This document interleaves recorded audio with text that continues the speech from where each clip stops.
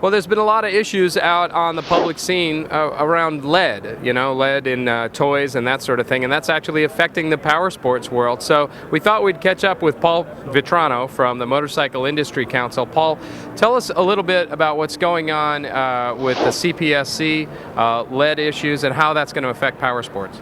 We have a very serious issue going on right now. As of last Tuesday, February 10th, all power sports products, primarily intended for kids 12 and under, that contain lead in excess of new strict limits are prohibited from sale. And so there are many youth model ATVs and off-highway motorcycles and all the parts and accessories that go with those vehicles that now are not available for purchase.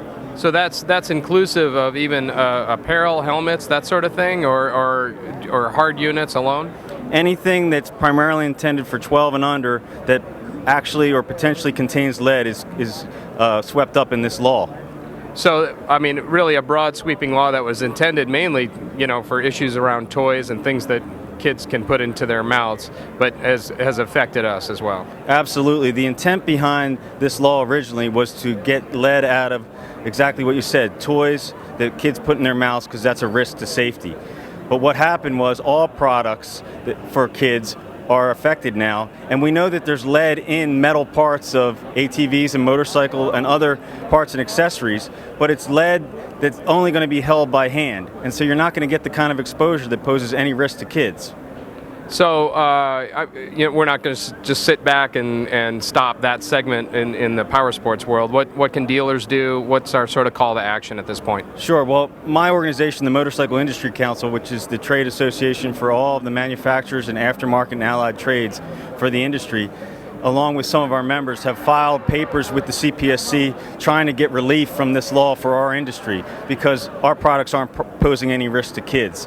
So what we've been doing all show and we're going forward with is trying to rally support from everyone in the industry and all of our enthusiast base to express support for our requests directly to the CPSC, and probably more importantly to contact their individual congressmen to ask them to support our petitions. So something that sounds like, it's a boring legal issue, this will all go away and everything will be fine, it's really going to take a lot of participation from the dealers and end users of these products as well. Absolutely. I mean, you know what's going on in Washington these days. They have a lot on their plate, and especially the CPSC is overwhelmed with this new law, but we need to make sure the power sports industry and enthusiasts are heard on this issue because it's having a devastating effect on our sport.